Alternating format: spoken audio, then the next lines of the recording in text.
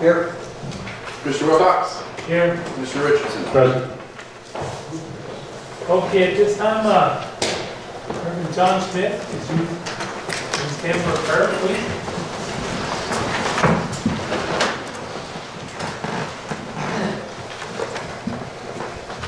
Our Heavenly Father, we thank you for this privilege to stand here in our nation and talk to you. Lord, there is so much that we can look forward to in this new year. We thank you for the new year. Lord, there's so much that we have concerns about. I want to begin by thanking you for all that you've done for us and all your goodness to us. And Lord, I thank you for these men that have taken on this leadership role in our county. And I pray for them. I pray, Lord, that they would have hearts that would be tender to you and to the people that live in this county. God, you would give them wisdom that is beyond them as they make decisions about things that they cannot possibly know the end of, but you can. So I ask God that you would help them and strengthen them. Father, as we think about our county in 2017, again, we don't know what the year holds, but you do. And we're asking you for your blessing. We're asking you for your help. Lord, I ask you for the families of this community that you would bring healing. I ask you, Lord, for our schools that they would be strong and our children could be strengthened. Lord, I pray for our folks in protective services, our police officers and our firefighters, our volunteers, all of them, Lord, that God, you put your hand around them and the crisis that they will face in the coming year. Lord, I pray for the heart of this county, that you give us a heart to care for each other, a heart to care for you, to love you. A heart, Lord, that makes us proud to live in the place that we live. Thankful for the way that our children are taught. Oh God, would you bless America? And Father, we're asking you today to bless Elbert County.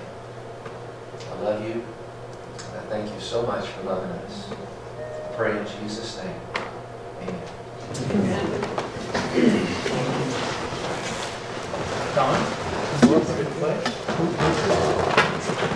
pledge allegiance to the flag of the United States of America and to the republic for which it stands, one nation, under God. There's a sign-in list that we're trying to keep track of, and it will be at the doorways you're coming in. So if you're intent on speaking, please sign up. We'll get the list, and then we'll ask you to come up to the podium and speak. So, and if nobody got a chance to, at this point, is there any open discussion? We'll go this meeting. So. Okay, that's okay, then go right ahead. But we'll be pretty firm about it at future meetings if we have to sign in.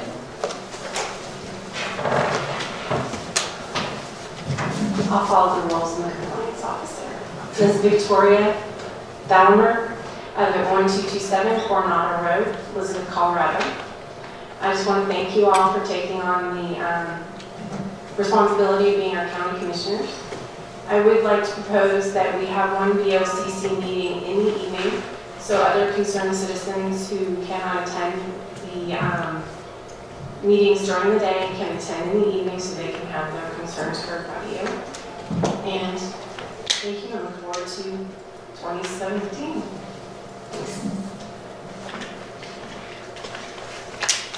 Thank you, Victoria. We'll take that into consideration.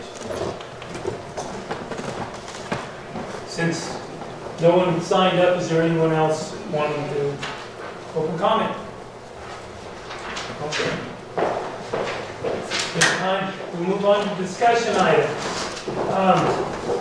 First item on the agenda is the policy regarding the Board of County Commissioners meeting, we did a number of changes. Is there discussion on it? I'd first just like to thank Ed and the staff. Grant, Danny, and I have had a lot of discussion with folks over the last few months of how we'd like to see meetings run, and this policy probably gets to about the 90% mark of what we've discussed, which was really to allow a much more open process. You'll see it on today's agenda with the discussion versus action items. Our intent is to discuss issues in a meeting prior to ever moving into action. We can discuss them ad nauseum, but until we're ready to move into action, they could remain on discussion for multiple meetings before ever moving to action. And periodically something might be quick and simple and we just decide to take it up at that meeting. But as you roll through it, during the discussion piece, there's a place for public comment after we've discussed an issue. If there's something or an aspect of the issue that you don't think we're considering, certainly we'll take public comment. And then as we move to action, again, if there's some input, we'll take that from the public before we make our final discussion and decision. So, I think the policy captures that. I think we do need to add a little bit in terms of noting that we do generally follow Robert's rules. There's a few caveats with a three-person board. If the chair can't make a motion or second and we have one person absent, we might have a quorum, but an inability under the strict Robert's rules to actually take anything up for consideration. So I make that suggestion. And I think there's just maybe a little bit more expansion of the various portions of public comment we need to work into the policy. But other than that, I'm relatively happy with it. I second what Chris said, but from my perspective, one of the things of having attended a large number of the BOCC meetings over the last few years is there was a lack of predictability in terms of professionalism and procedure.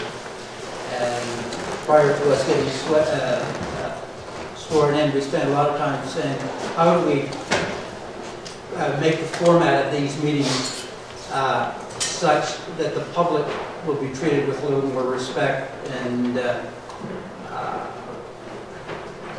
predictability. You know, we're going to, like Chris said, we'll go back to spending a little bit more time thinking about Robert's Rules of Order. For example, if you have a motion on the floor, you can have one amendment before you can act on it. The whole idea what was in some of these meetings would be multiple amendments. And to be quite frankly, I didn't know what the then current board of directors were voting on. We want to make this thing more understandable, more predictable, more friendly. And if we have missed the boat on that, I sure appreciate somebody talking to me, but that is the intent.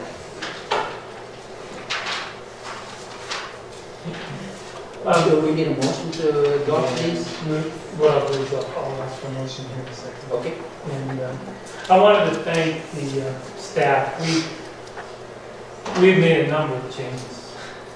We've requested staff to help us with all these changes, and actually they made all these changes while we were trying to learn how to be commissioners last week, because we were at class for 3 days. So I did want to thank everyone for all the help and efforts that they put into making the changes and creating this different environment. So thank you.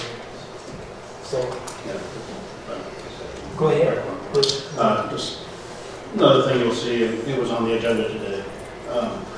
We will end our meetings with at least crafting the tentative agenda for the follow-up meeting. So there are many surprises. Again, the staff worked very quickly last week to turn most of the documents that are in front of us today are now available online, and they'll be published pretty much concurrently with the agendas. We're shooting for about a week prior to our meetings. We're still working through how our processes can work best. But nobody in the audience has to come in blocking.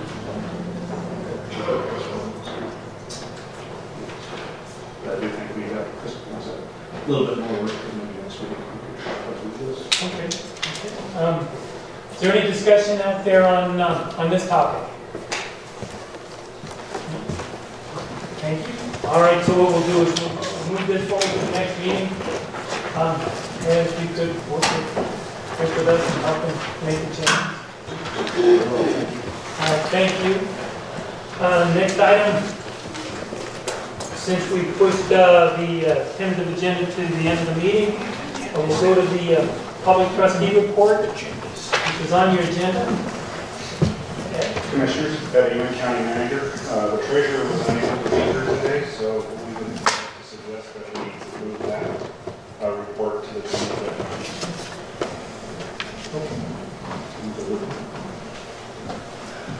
Then, if we're okay, we'll move the public trustees report to the 25th. Okay. Any comments? No? All right, on to action items. Point chair and vice chair, Board of County Commissioners. I would like to make the motion that Danny Wilcox be made the chairman of the Board of County Commissioners. The reason for that is he's got the most experience of all three of us, and it may not be a lot, but I'm sure a lot more than the other two of us have. I think I made a motion there. I'll second. Presuming that Danny accepts the nomination. Thank you. Discussion? Let's move forward. Good. Okay. Then what we'll do is vote. All in favor? Aye. Okay, vice chair. I would like to make a comment there. I'm reserving the title of elder statesman for myself, and therefore I'm making the motion that Chris Richardson be vice chair. Guess I'll second that. Okay, any discussion? I'd love to serve. Okay, vote. All in favor? Aye. Aye. All right, next action item. The December 21 minutes. A little bit of a dilemma here because there's only one present actually as a board member at that meeting, and it was myself. So, we could, Yeah, I would move approval, but not as, since I wasn't a member of the board at the time, I'd have to recuse myself from the vote. I have reviewed them, they seem to be accurate based on my recollection. So. But I think they need to be posted in part of our permanent records. Danny, are you comfortable with the minutes? I was comfortable. Then let's just move forward. Okay, then call for a vote. Those in We don't have favor? anything to vote on. I think we just moved that they be posted Abstain. as. Okay, I'm as is. sorry. I second the motion. Okay. All in favor? Aye. Okay. Minutes are taken care of. We have a resolution regarding the organizational meeting and the 2017 appointments and reappointments. And it is a resolution. So that was actually in your package. There are, I believe, a few changes. However, can I entertain a motion to accept the current document? As I understand it, the resolution is that those appointments that are in place at this time will remain in place until either June or July of this year. The reason being is that some of us are fairly new as being commissioners, and we'd like to get to know some of these positions a little bit better, or a lot better than we do now. This will give us time to become familiar with the individuals, and it'll give us an opportunity to become more familiar with the expectations of those various bodies. Yeah, I would move that we accept resolution, or adopt resolution 17- to be determined organizational meeting 2017 appointments and reappointments with two minor changes. As written, it's states that it's Wednesday the 25th, it should be adjusted to today's date, and to add Commissioner Wilcox and myself as chair and vice chair. Second. Yep. Any discussion? Just quickly, as we went through this, there's not a lot of changes from last year. Office hours remain the same. It sets the calendar of holidays for the year. We have 10 as we did last year. Veterans Day has become a floating holiday because that occurs during the weekend. Probably the most substantial change is we've added an additional posting place for the agendas, which will be, on the public bulletin board that's outside the building, so it's available 24/7 for agendas and notices. No, the only one is that, and I don't know if this is the appropriate time to discuss it or not, there's 2 openings on the planning commission. And because of, this is a special meeting, we've identified the people that we would put in those openings. One of them would be in my area, and one of them would be in Chris's area. The one for District 3 would be Jim Keane, but we can't, be formally appointed at the next meeting, and I'll let you address it. Yeah, and for District 1, the vacancy would be filled by Justin Clausen. And as we went through this, the planning commission had become a little imbalanced. There wasn't any representation from District 3. We've gotten up to the point where we had 6 from District 1 and 3 from District 3. So I vacated one of my vacancies. I passed on to Grant so we can get some District 3 representation. And my hope is over time, and I have no desire to change anybody on there, but as we have some attrition, and I know when I was on the planning commission, there was about a third of the planning commissioners moved on each year, either from moving or got lost interest or whatever, it doesn't matter. So over the next while, I would like to see the planning commission become balanced with respect to the different districts, because I really think geographical diversity on the planning commission is important. I don't know. Then we do have a motion. I was going to ask for any public discussion. With no discussion, then there's a motion on the table and a second. So we have a vote to accept the document with the minor changes. Yes. Yes. Yes. I need some instruction. How am I supposed to say aye, yes, or okay, or? No. It changed before. So.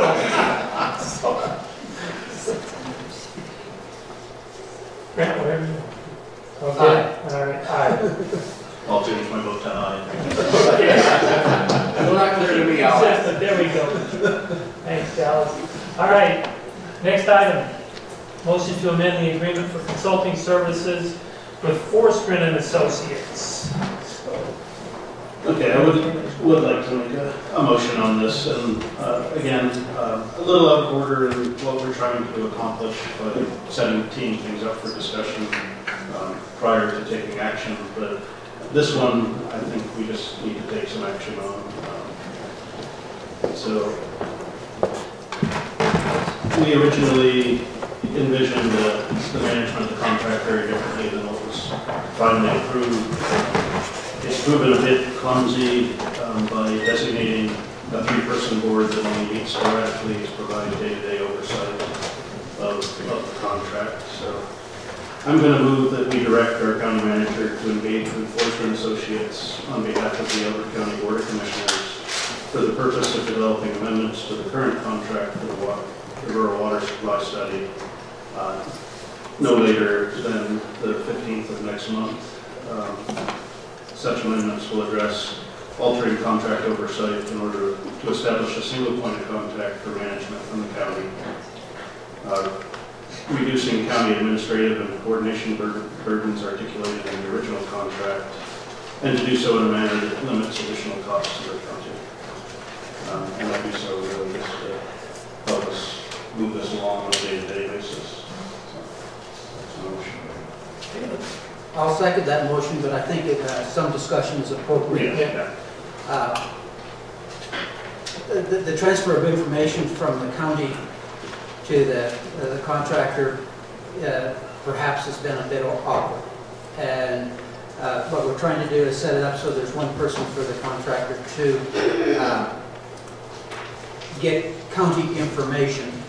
Now, one of the things, and we discussed this with the county manager this morning, is that we fully expect that the relationship between the Water Advisory Committee or Board will be sacred. By that I mean that there should be a strong interface between all of the parties involved with the Water Advisory Committee being intricately involved in the process as we go forward.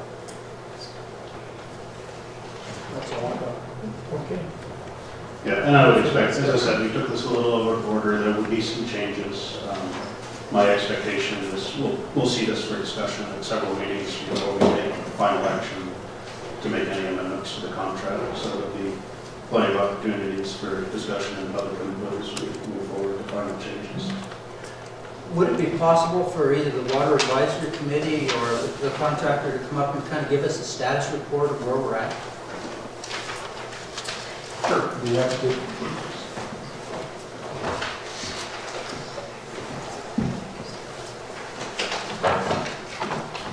Morning, Commissioners, and congratulations on your new seats. Looking forward to big things from everybody. And so, here many of us in the family are. So, our work on the water supply study so far has been a matter of putting together a lot of information on the existing water supply situation with regard to modeling or providing mapping and modeling and collecting data to collate about the amount of water in each of the aquifers and what some of the pumping rates have been and where there's been some drawdown in these different aquifers. We've also done some population projections for those areas that were identified as study areas, which are really population focus areas that we've talked about previously.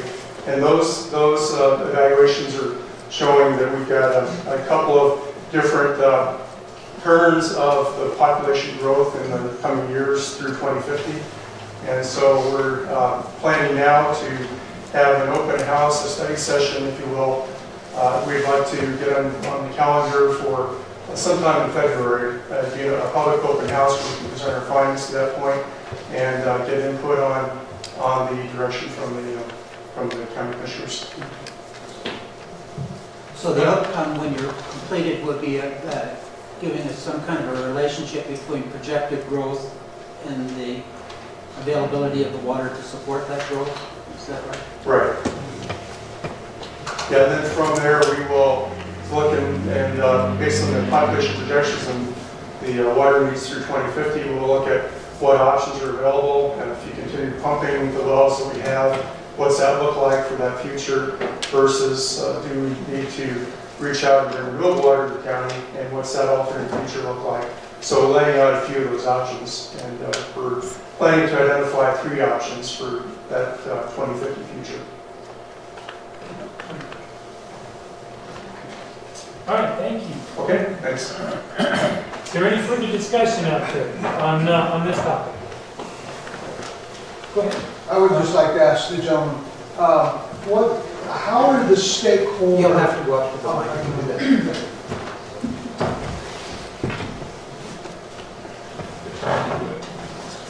Bob Wood, Chairman of the Water Advisory Committee. I'd like to ask Will, how are the returns on the stakeholder reports coming?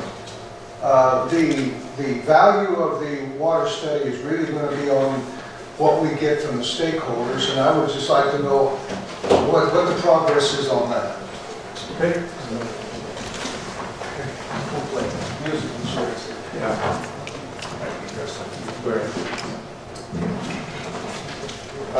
I need to address that question. Primarily, that cost has been put back on county staff. The staff has put a considerable amount of time into gathering information from stakeholders and interested parties and so forth, and then we upload that information and provide it for grant. There's 54, I think there's 54 special districts that we're trying to obtain information from. Many of them are in a default state or haven't developed, and so obtaining that information has been difficult. And so as we get it, we provide it to forestry and they utilize it to do their analytical report. Thank you. Any further discussion? None. We've got a vote on the table. We've got a motion on the table. We've got a second. So a vote? All in favor? Aye. Aye. All right. So at this point, our action items are complete. We had an executive session. We do have an executive session scheduled. But due to the timing, we actually got through this agenda quite a bit quicker than we believed we would. So what we'll do is, if we could, we'll go to the agenda items for that we're going to move to the end of the meeting. So it was number 2. So we'll start with the determination of the tentative agenda for the 25th meeting. So I think first one on the list is the Rush Creek Wind Farm. That would be a public hearing. Ed? I'll just go through from the top, take it from the top. So on the consent items right now, for the 25th, we have CES vouchers. We don't have anything else under consent at this point. Then under discussion items, we'll have the board policy, and we'll revise that, present it to you guys again, and then you'll have some options where you want to take that. We'll have vehicle leases for the SO. We'll have a vehicle lease for the coroner. We'll have the highway users tax fund report that we have to certify and get off to the state. That's all we have for discussion at this point. Under action items, we have approval of the minutes of today's meeting. We'll have the policy of the board meetings, hopefully, that'll be ready to go for consideration. That's all we have under action currently. Then we'll have an executive session slot if we need it. Land use, we'll have a public hearing on Rush Creek 2 wind farm. And then you'll see a new item in the agenda as proposed, as discussed. It talks about board planning, and we'll have a determination of the tentative agenda for the next meeting. That's currently what we have, unless you folks have anything else you'd like to add at this time. Yeah, the one I'd like to see, just as a recurring consent item, is approval just with our monthly variance reports on. So generally, they'll be just consent. If there's something that seems to be a little out of whack, or we want more discussion, we can hold another into discussion. We can do that. And then for the Rush Creek Wind Farm, how many folks turned up for the planning commission meeting? And do we need to move out of this room? Good morning, Commissioners. Kyle Fenner, Director of Community Development Services. I would highly recommend that you have that meeting at Fairgrounds. I would say we had 125, maybe. It was sizable. So I think that it would behoove us. I think we would end up going into recess and moving over there anyway. So I think that having that meeting over there would be a good idea. I have a request too, just for consent item, just for your contemplation. In the past, CDS vouchers and Mylars were always on the consent agenda. Mylars, whether or not you want, they may be separate items for you, and however it is you decided to manage CDS in the future. For now, having that as a placeholder would be welcomed by our department as its own. Mylars, on the other hand, I think are a very, very good idea.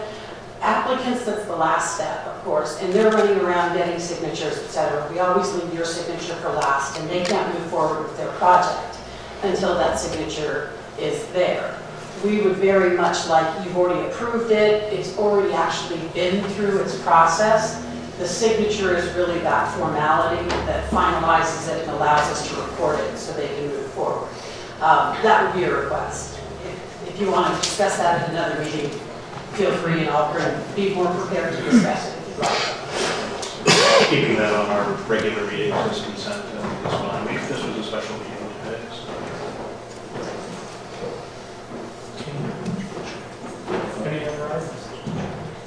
Ed? So just for further information, staff will have this stuff, have the backup information for this agenda ready and post it to the web by Thursday evening. And then in the future, we are working towards video in these meetings. So we've set a current goal of trying to have a video up and running and be able to post that to the web as well by March 8th. So you'll see some changes as we move forward. Again, so that everybody understands, we're trying to tee this up and get the schedule set to where basically we eliminate the need for the Monday morning agenda meetings, and we have those discussions in this meeting on Wednesdays or on a regular scheduled board meeting, and it'll be under discussion item. Then at that point, we'll make a determination whether those action items or those items that require action by the board can be moved to future action on future agendas, which should provide more information and more time for the public and staff to see where we're at and what we're doing. And just as a question, that's the March 8th meeting would be video, is that? That's correct. Yeah, and then how long, and I'm showing my ignorance here, but what would be the turnaround time to get that on the county webpage? We'll make a proposal to the board. We'll show you, we'll give you an idea of what we're planning in policy and on how quick we can upload that information, how long it could stay there, what replaces it, does it stay there forever, those type of things. We need to do further evaluation to determine how quick we can do some of those things. And it'd be relatively quick. It'd be probably that day. And then how does that compare to the formal minutes? That it will not be your official formal minutes, and I'd invite the clerk to discuss that a little bit further, but your official minutes are your recording. Well, it's your recording, correct? So it's your audio recording that you have in front of you today. If the board would like to change that in the future, we can discuss that at a later date. Any further discussion? Yeah, thank you. Thank you. Any further discussion? No. Okay. Then we have the agenda set for the final meeting. Any more items to move forward with?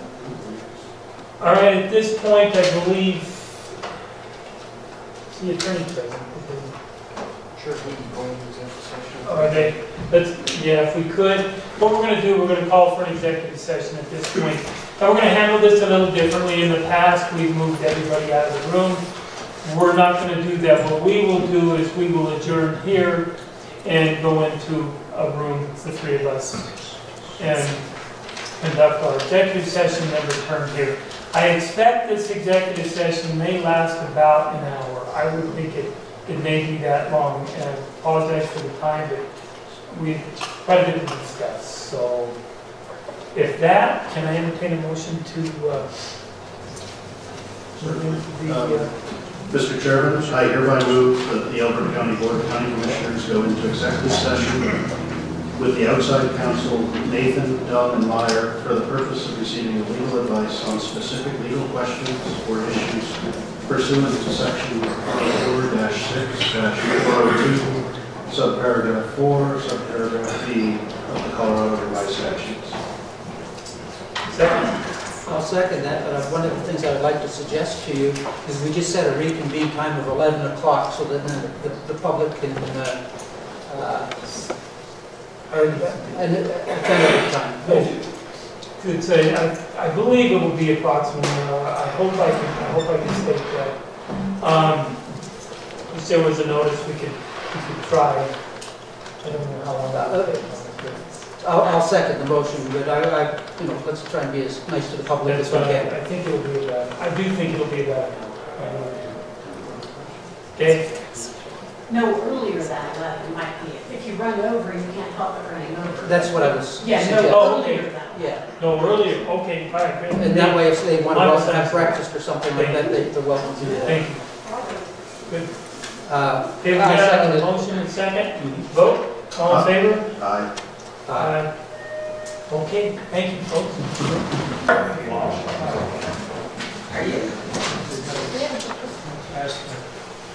We just completed an executive session for the purpose of receiving legal advice on specific legal questions, including employment law issues, and the Board of County Commissioners' legal obligations and options related to claims and potential litigation, all of which is done pursuant to CRS 24-6-4024B.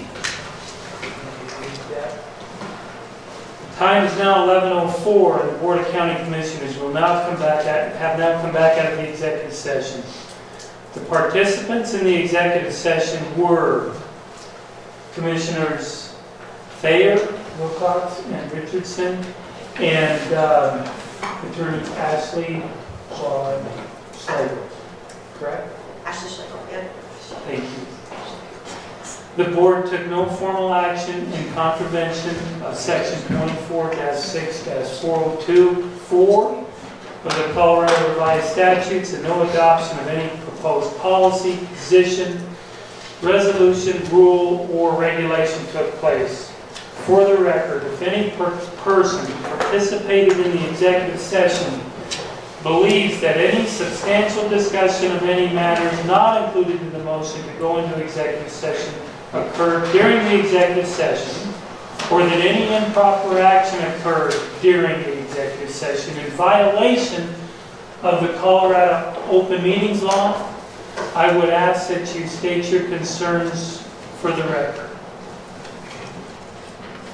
Hearing none, on to the next agenda item. So what we'll do is I'll entertain a motion to go forward with some of the discussions that we had. All right, just based on some of our discussions, as kind of the two commissioners here that are brand new, and Danny, we kind of walked into a unique circumstance. It's a policy board. We got to call a formal public meeting to make even the simplest decisions regarding oversight management of day-to-day of CES. It's just an extremely ineffective use of our valuable resources to have the overall board working to manage a specific department. So I'd actually like to present a motion that we move day-to-day management oversight of community development services from the BOCC as a whole to a single commissioner to move us a little bit more towards normalcy and organizational structure. Do you have a second? I second the motion. Any more discussion? Yeah, I just want to reiterate what Chris said, is that a predictable, professional reporting relationship with any department, particularly the CDS in this particular case, will be beneficial. Just that. One comment is, last 4 months have been very cumbersome trying to manage the department voting process. It has been very cumbersome. So I agree. Yeah, as I say, I just kind of watched it evolve over the last year. The coordination between that department and other departments in the county has suffered because of the intermittent guidance from the full board. I don't think we're ready today to select who's going to provide that oversight, and we need to look at resolutions and motions that were made when the original change was made before we take any action to fix some of these. Motion on the table, we got a second? Yes, you have a second.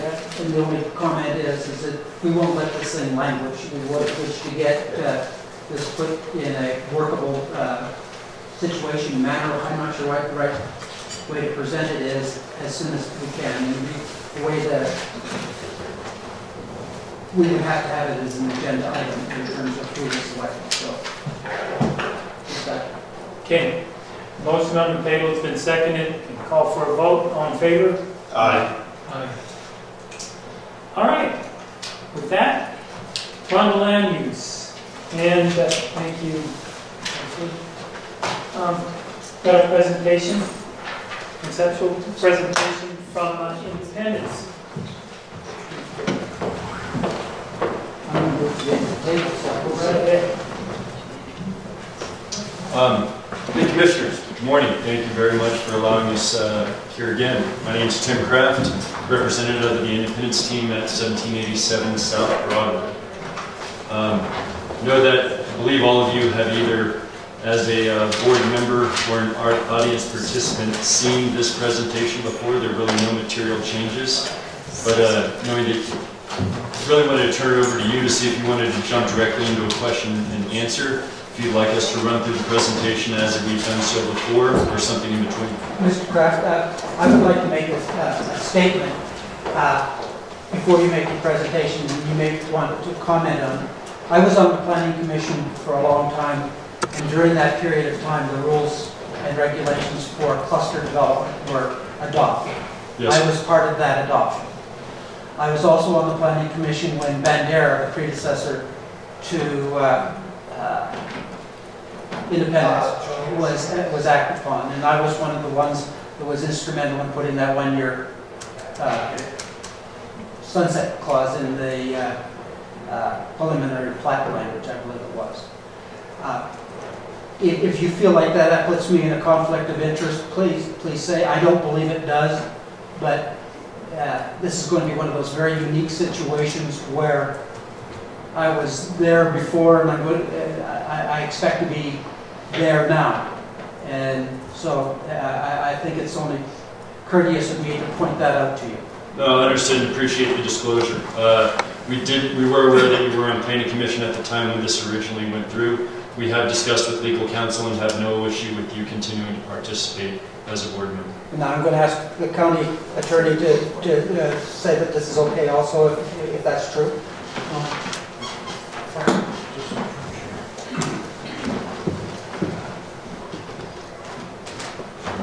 I think it's an issue that needs to be discussed, and I'm glad you're bringing it up today.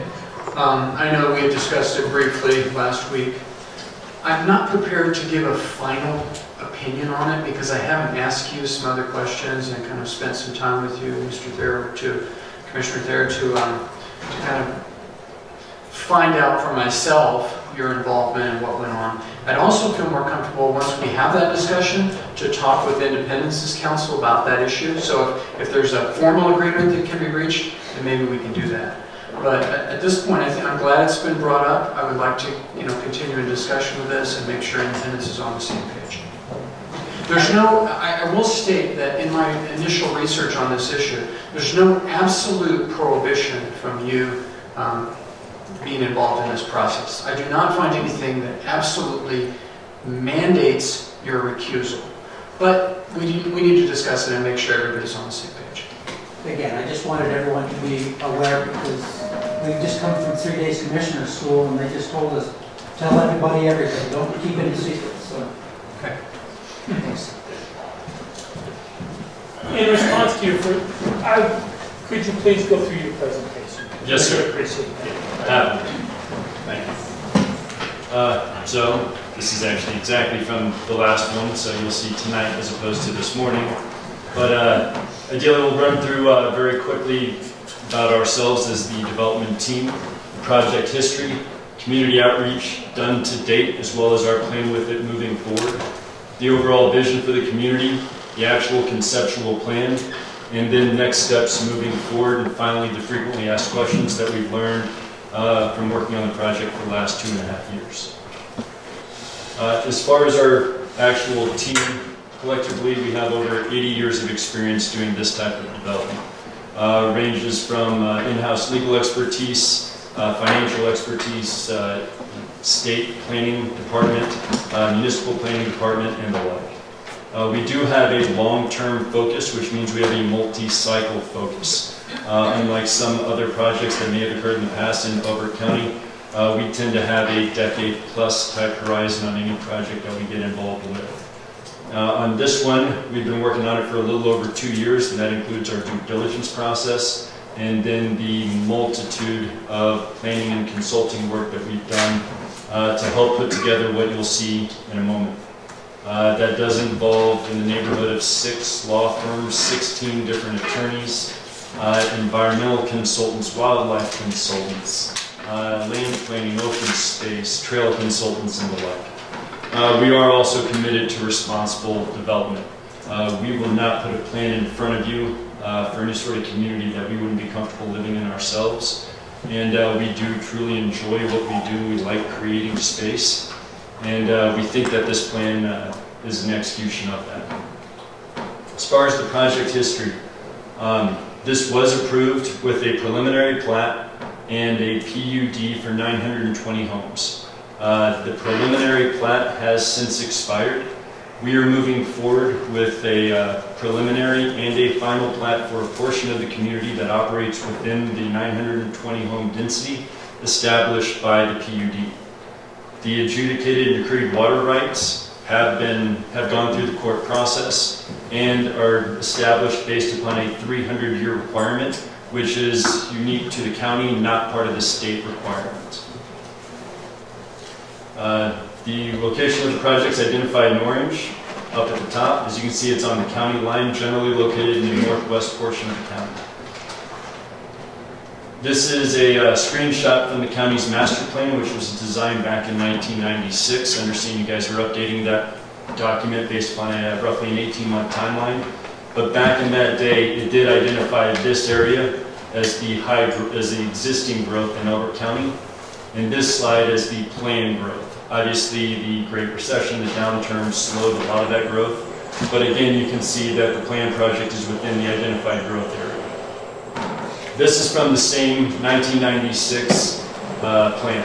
As you can see, the areas in green are what were subdivided at that time. Obviously, there's been significant development since that time.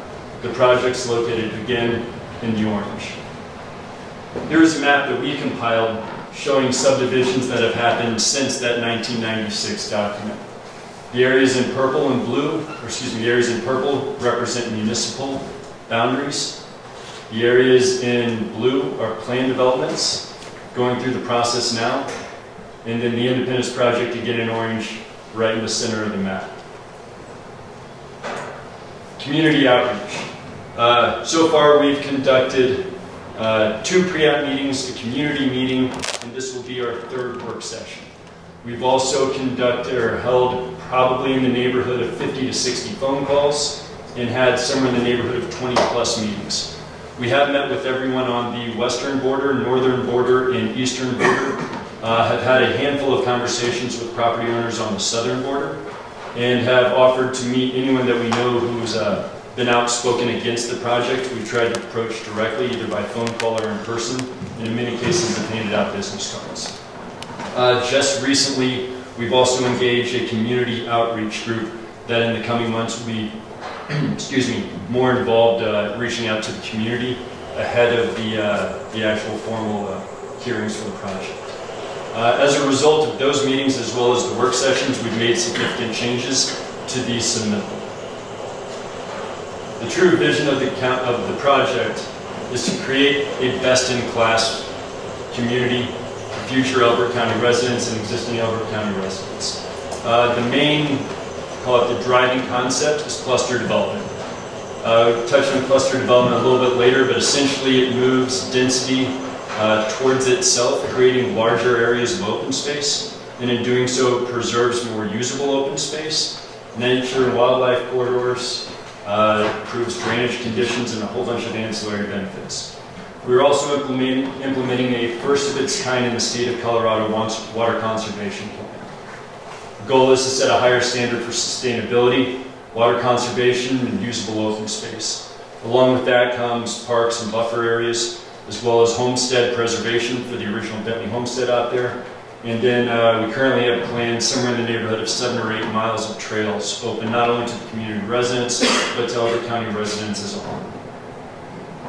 Cluster development is really what is recognized by the American Planning Association, the Harvard Real Estate Review, and most other, call it nationwide planning groups, as the smartest definition of growth.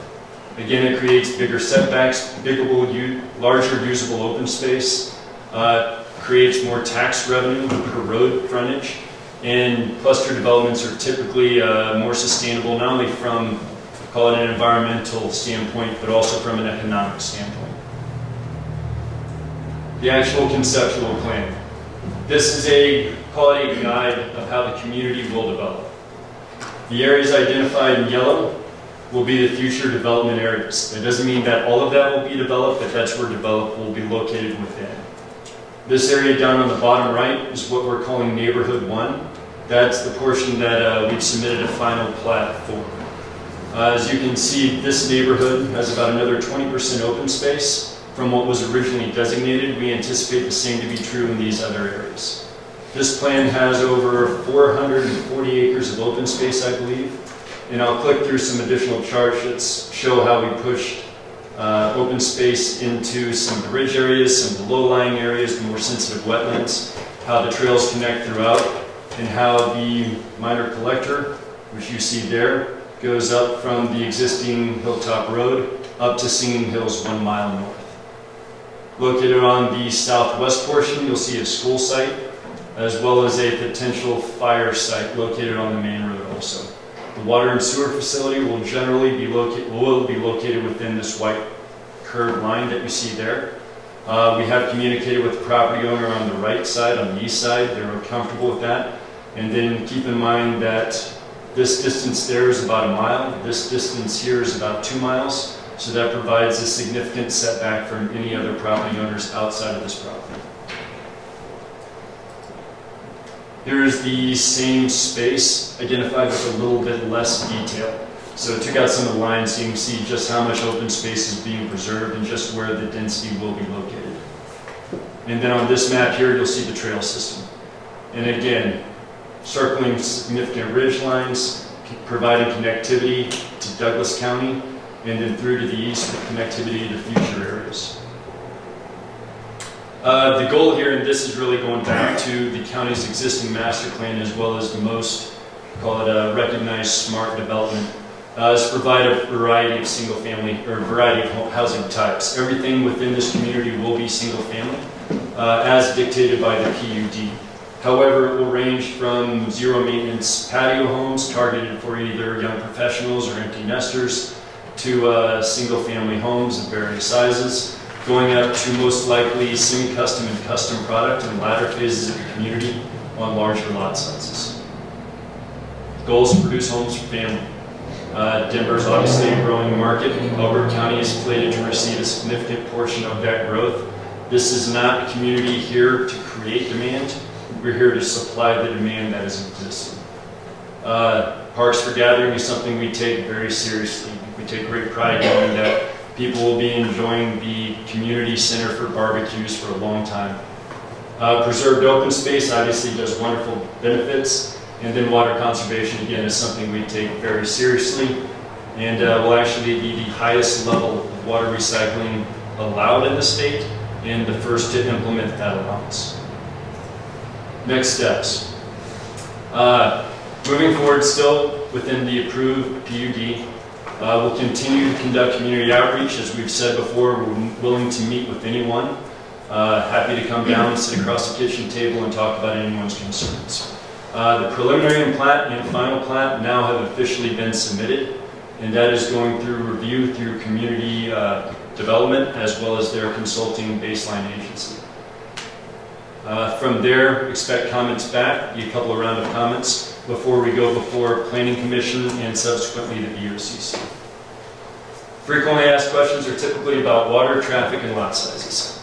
Cluster development is a development style that is not seen in Elbert County before, so it's a little unusual. People do have a hard time wrapping their minds around it if they just read about it on paper versus seeing it on plan. Again, we're happy to sit with anyone who would like to hear more about it. As far as water, again, there is a court-approved, adjudicated and decreed water supply to meet the community for a 300-year supply. That is based in the Denver and Arapahoe wells. That ignores the other aquifers that we do have rights to. Most of Elbert County, of course, is served by the shallower aquifers, specifically the upper and lower Dawson. The setback minimum for these wells is 600 feet. We've tripled that at least. Again, push that towards the center based upon input from neighbors.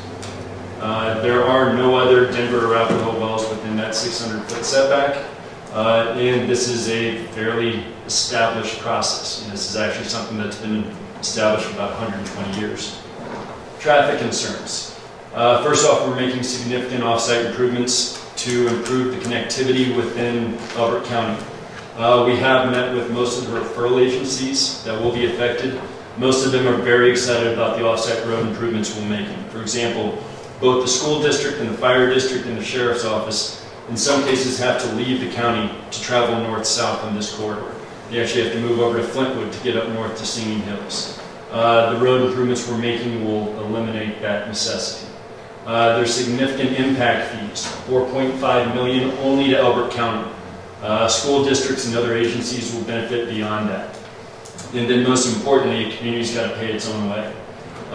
There is a net positive tax base of about $350 grand per year. We previously estimated somewhere in the neighborhood of 220. The final report came back actually stronger than that. Again, the real driver there is the amount of road and services needed per home is significantly less than acreage lots. Lot sizes, clustered housing, again, less burdensome, less traffic impacts, and they use less water. If you guys like, we can get into some of those stats a little later. They create bigger setbacks. It tends to do better with wildlife. For example, if you have a dog confined to a smaller space as opposed to 5 acres, antelope and the like are more likely to pass through. They do consume considerably less water, and again, is kind of considered the standard for smart growth. With that, I'll turn it over to you with questions.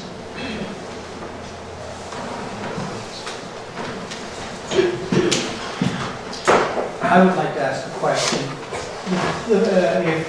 And I'm sure you have spent time going through the county budgets of the tax base. You'll note that about 93% of the tax base is from rooftops, and about 7% is from economic activity. And I'm in favor of clusters, so I'm not trying to argue against that. But this exacerbates that problem, and I'm wondering if there's some way that you can have an economic component to your final plat plans. And I don't necessarily mean that you have to have a business within this area. You could be funding an economic recruitment base, or anyway, rather than talk too long, is there some way to put an economic activity component to your development?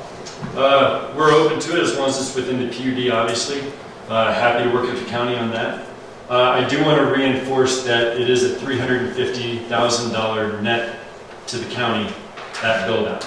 So that's positive. That is not a draw on the county's resources. But that's 15 years. So the infrastructure phase that matches fairly closely, and I believe we had our economic impact report broken out into a couple of different phases. Jeff, do you remember if that was right? So I think the economic impact report shows a net positive with just neighborhood 1, the portion that's being final platted now. So even through development, the county pays its own way. So the 350,000 is just for phase 1? No, that is for the full project, but it's net positive throughout. And if your water conservation, how much of your water conservation program contributes to your 300-year water supply? I'm not sure I followed the question. Do you mind restating? Well, if it was a normal subdivision, that you would just go to the state and they calculate out the 100-year water availability, you multiply it by 3, and then that's it. And then you divide it by 0.4, 0.5, I can't remember which, per house. And I'm just wondering if your water conservation program, and maybe even the effluent from your treatment facility, does that contribute to the 300-year water supply? It does. We're still assuming the county's standard consumptive use per single-family equivalent. And the actual total annual supply is somewhere in the neighborhood of 529 years, actually. Again, the 300-year supply That's just based on the groundwater, or does that include the conservation part? That includes the conservation part. The Denver and the Arapahoe wells with the conservation program are what extended to such a greater degree. So just on, if you were just going to do a conventional look at it, would you still have the 300-year water supply? Honestly, we don't know. We never run those calcs because this was something identified in the PUD, so we worked towards that end. Yeah, I've got, I guess, a couple of simple ones, a couple of comments, but just kind of on the administrative side. Who's the outreach group you engage? I get a lot of phone calls. I just want to make sure I'm not talking to the wrong people. Group card called CRL. CRL. Thank you. We actually found them because they're also working with the Douglas County, Elbert County Realtors Association. Okay, thank you. And then, would it be possible either through CDS or the county manager just to get a copy of your slides? Yes. Okay. Yes, sir. All right. And I did just, I guess, in the disclosure side, I do sit on the Elizabeth School Board. I've talked to the superintendent, actually back when I was on the planning commission, but any discussions the district staff had with your organization weren't to be passed to me, and I'd recuse myself if it became any board discussion at that level. Understood. We had to do with the school board. For me, the areas of interest as this goes forward are going to be the effects of increased traffic in the area, how we look at addressing those, impacts of water availability was talked about, and our ability to service potential population growth versus anticipated revenue. Sounds like those are pieces of what will come forward to us, so I appreciate that. Yes, sir. Have you built any clustered communities like this locally? And I apologize if some of these are questions that were asked before. No, not at all. And great question. So the Tallman Gulch community, also on Hilltop Road, located about 2 miles northwest of this community, is a version of a clustered community. How many homes? That one is 121 homes on just about 500 acres, 454 acres. The lots are larger. Those are about acre and a half on average, but it does preserve 50% open space. Okay. And your timeline for the build out, I know Granted mentioned 15 years. Is there something, I mean, I assume sooner is better for you? It is. We're assuming somewhere between 7 and 15 years is probably realistic.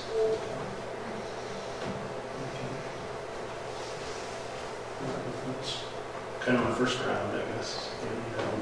Well, then I'm going to go around too. Talking about the economic development versus rooftops. One of the things that is very apparent from your map here, and I don't know if there's a solution to it, but I hope we can figure one out, is this, again, you said it's $350,000 worth of net positive economic development to the county, which is not very much considering how many homes we're talking about. The big problem I have is for your phase 1 and maybe phase 2, I don't know how this is going to work, is that you've created a funnel for all of the economic activity from the first phase and probably several other phases out of the county. You drop into Hilltop Road, and the nearest opportunity for economic activity is not in Elbert County, it's in Harper. So again, I'm going to keep circling back to this fact that we need to have an economic idea that's incorporated into your plan. And one of the things that is apparent from the map is we've got the funnel there, yes. And then the second part is I have the weakness of an MBA, so I like to look at economic cycles. We have no idea if this is going to be 7 years or 50 years to be built out, depending on the Great Recession repeating itself and that kind of thing. So if I remember right, and I may have my facts wrong, and I'm sure you can correct them, is that when you presented this to the previous county commissioners, the extension of that road through up to Singing Hills, whether we might be able to generate some economic activity, would take place after, and I can't remember the number, 380, 390? 370, I believe. Yeah. So my concern is that rather than have that road built out tied to building permits, I would like to have it tied to a clock, that it has to be built after 2 years, and I'm sure you and the CDS can come up with a reasonable amount, and then have it bonded so that at that time, if it doesn't happen, we can, because we need to connect those two roads, and we need to connect them sooner rather than later. Understood. And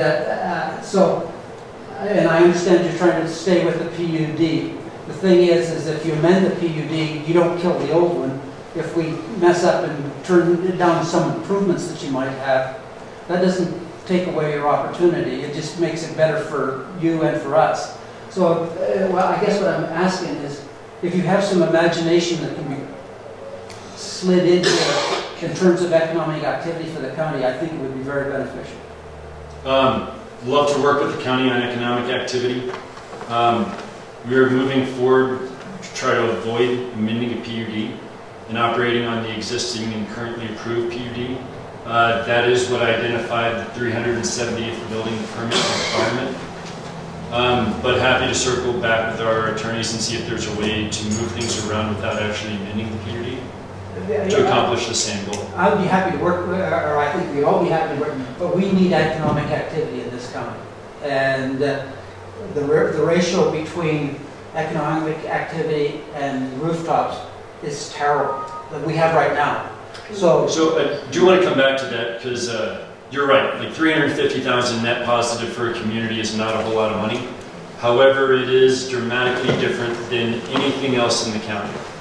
The rooftops in the county largely tax the community. If you have 1 to 10 acre lots, it's typically they pay for about 70% of what they cost the county. I understand the argument. We're going to have this argument with the next developer too, I'm sure. So, no, and then as part of our fiscal impact study, we also asked that they include numbers on job growth, both temporary and permanent moving forward, as well as total investment dollars into the Elbert County as a whole. But again, now, don't take anything I said here to be negative towards your deal. We just got to make it more county sensitive, if you will. Understand. Or reality sensitive. Happy to work with you guys on that. The secondary entrance you provided there for fire access, you have that. Yes, sir. Cost-wise, is that just dirt? Are you setting that up as a No, entrance? that is all weather road base. It will be chained off to prevent typical traffic. It is something that we have been working with the Elizabeth Fire Department on, and they have okayed that use, of course, pending the final engineering review, which we have submitted to them. That temporary access, including the grading, culvert work, all-weather road base, and then the removal of all that, once another access point opens, is probably in the neighborhood of 60 or 70,000.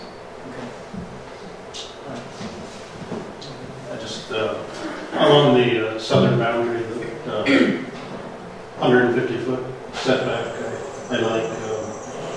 If we were to, in the future, based on traffic, have to widen Hilltop, is it possible to dedicate some of that space to us so we're not taking the Yes, land that's owners great. on the southern side? So on the southern border there, as well as the western border there, we have gone ahead and we plan to dedicate the additional full right-of-way requirement.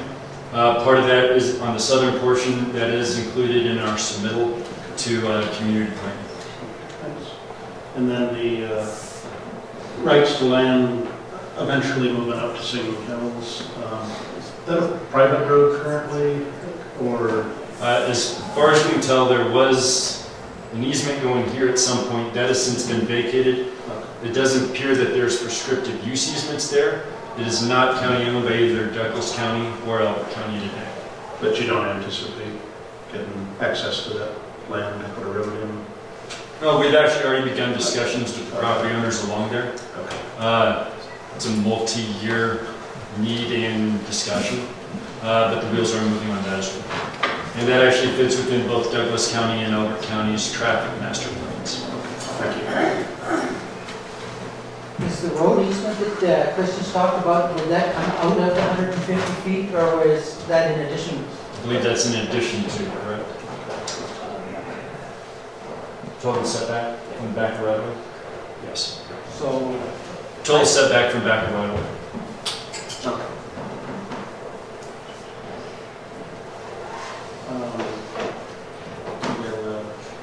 Internal lighting, street lighting, downcast, I assume? Sure. Lighting. Understand that's an issue. That has been addressed in the landscape plan that we submitted. It requires shielded lights at all intersections. It goes into much greater detail talking about the types and wattage of LED lights, lumens allowed, and so on. The goal is to reserve dark habitat. If things were to continue on the timeline that worked best for you, When would you anticipate breaking ground and selling homes? Breaking ground probably within the next 6 months. And then actual home sales would likely start another 6 months thereafter. 6 months to a year thereafter. Some of the longer lead items on construction are obviously the water and sewer facility, improvements to 158, and then of course the on-lot improvements.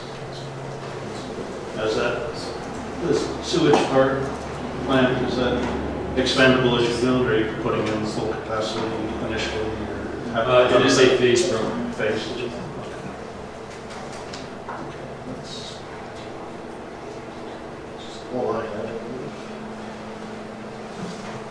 I have a number of questions before, which I won't go through again.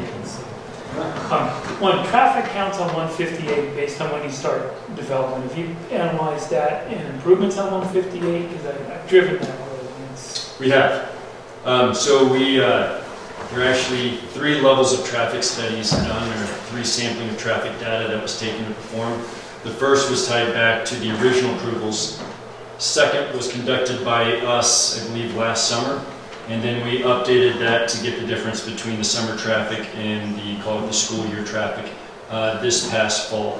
All of that is included in a traffic report that was submitted to community development as well as baseline. As we understand, they're reviewing that now. It does match up with the previous assumptions that were approved with the preliminary plat back in the day. The planned improvements tie pretty well, and the level of service is at a municipal acceptable level in all cases. And in some cases, we actually improve traffic conditions because of the improvements that will be made in future phases. The effluent from the treatment facility, are you piping it back into the system, or is it draining off? It is piped back into the system. So there's, call it category 1 treatment, which is basically just ditch runoff. Category 2 is treated to a much higher level. That's what you'll typically see on, say, golf courses and open space irrigation. This will be the first community to implement in Colorado what's called Category 3 treatment. It's the highest level of treatment approved in the state. And what that allows us to do is not only to irrigate the open spaces, but actually the on-lot irrigation, so the front yards and backyards. So you'll have parallel water system? We will, throughout. For that first 340 homes, is that a variety of lot sizes as well, and price ranges, or those? Sure, no, that's a great question.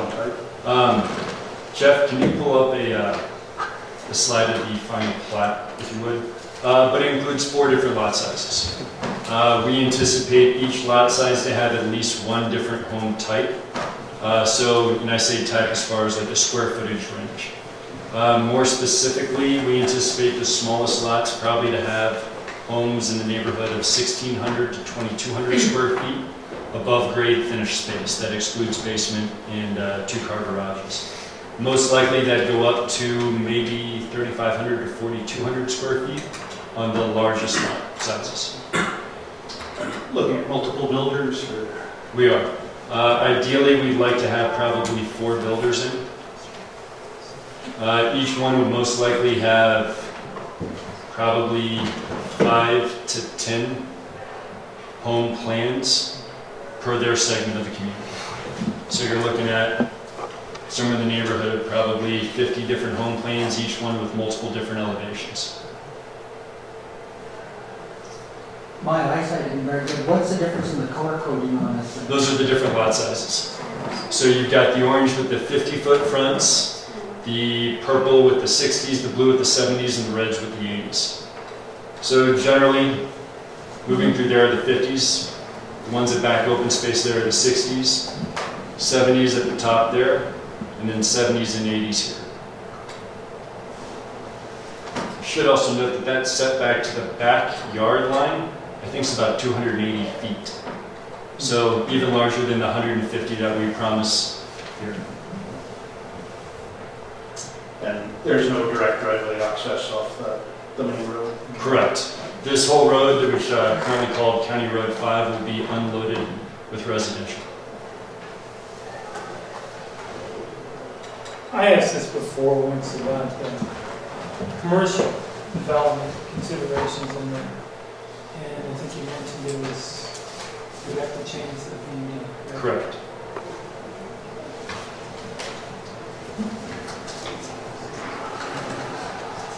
If you did that, would it make that community more valuable to you? It would to the county. The economic impact of commercial here would be minimal to the developer.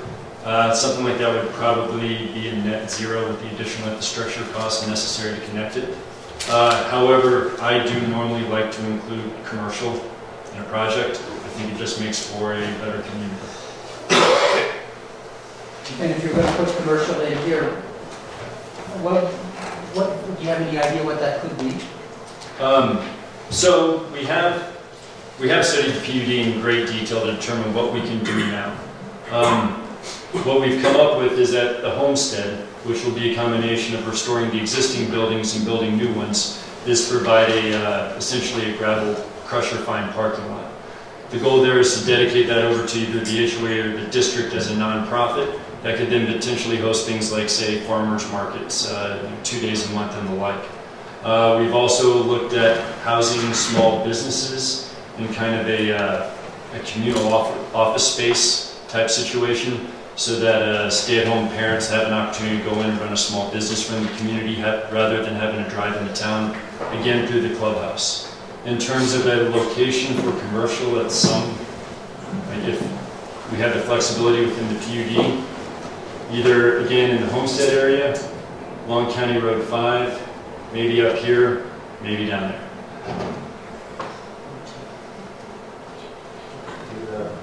Mentioned HLA or Metro District, or leaning one way or the other? Or, leaning more towards the district. The real reason is it's a net benefit to the future homeowners because they can write off that tax impact that would otherwise be paid to an HOA, which they cannot write off.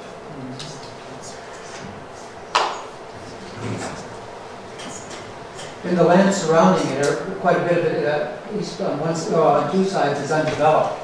What do you see happening there in the future? Kind of staying out of that. I think that's more a master plan issue. Yeah, I was really leading up to the question. If it was a sequence of cluster developments, it'd be really nice if we could figure out how to make the open space contiguous. It would. We did look and refer back to design workshops study on open space that was prepared and try to conform with that as much as possible. For the most part, they designated this area call it low priority. It doesn't have the same impacts as some areas more eastern in the country in terms of wildlife and the like. But we did anticipate, again, with, say, the trail system, future development. We actually had trails on this side earlier. We removed that based upon the input of those two neighbors. This trail likely will end up connecting to that community, assuming that community ever develops. And then this one does connect over to the property on the east. The goal is to build what would eventually be a regional trail system for residents in Elbert and Douglas County to move back and forth east and west in the county.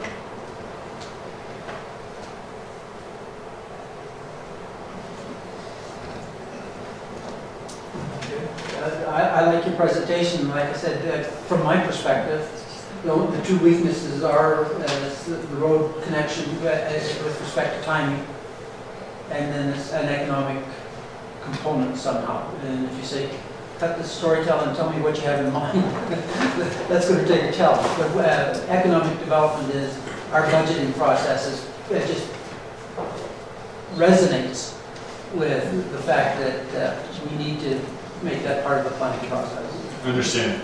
And then again, let me reinforce, there is the 350 net positive. There is somewhere in the neighborhood of 9 million plus in impact fees that will go to the county and the associated districts within the county. And then of course the job creation for a 400 million plus investment into the county. Typically I believe that's 4.5 jobs during the construction period. And then somewhere in the neighborhood of, I think, don't hold me to this, it's in the impact study, somewhere in the neighborhood of half a job per home. Jeff, can you actually confirm those numbers?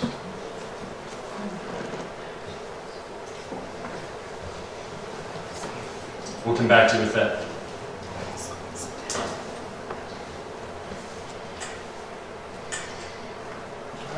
And I just want to warn you, I'm going to harass you at final plat That's all right. with the same question. Okay, good. I would normally ask for public comment, but in this situation, it's not appropriate because this was a presentation to the board. So I apologize. In the future, there will be opportunities for people to present. So on the same note, email, community website, and phone number. To the extent anyone has any questions, comments, would like to meet with us, we're happy to do so. And Jeff, those numbers on the fiscal impact? Yeah, 4.3 and Joe. 4.3 what? 4.3 jobs per home during the construction period, and then half a job moving forward, half a permanent job per home moving forward. One full-time every two. I like that better. Thank you. Thank you very much. I just wanted to let you know that this will be posted, the slideshow will be posted on the Elbert County website. All you need to do is go to Community and Development Services. On the very home page of CDS, you'll see current projects of interest. Just click that and you'll have links of everything that's current that people have asked me about. And if you see something or don't see something there that you're interested in, let me know. Nobody's asked me about it yet. So all of their documents will be there, and I'll post this there as well. Thanks. So where are we in terms of the process? Are we a couple of months out? Are we a couple of You know, years out? we've got the, we're working on getting the application complete. We've gone through it, it's large. We had a few comments back to you, need a couple of things from you, and then it'll go out, it's going out to referral, or has gone out to Have all been. referral. Yeah, so it's probably gone out to referral. It may have gone out to referral late last week. So it's in a referral period of 35 days. We'll gather comments. We'll return those comments back to the applicant. The applicant then, of course, turns those as quickly or as slowly as the applicant does. These guys tend to produce and react pretty quickly. Then it gets resubmitted to us. And whether or not those changes were substantive enough to trigger another referral period, we don't know yet because we haven't seen them yet. But it could possibly go for a second 35-day referral. We don't know yet. If they're not massive changes or if they're internal changes that internal departments review, that can turn a little bit more quickly. And it's that kind of fine-tune back and forth between staff comments and referral comments and the applicant until we get that document to align with all of those comments that were gathered through referral. It's at that point when we're ready for hearing and we find hearing dates. So it's in referral, it's in its first referral period now. So you're basically, you said it's 90 to 120 days, something like that? I would think that that's actually not a bad guess. Hopefully closer to the 90. I mean, if everybody's responsive going back and forth, it would be closer to the 90.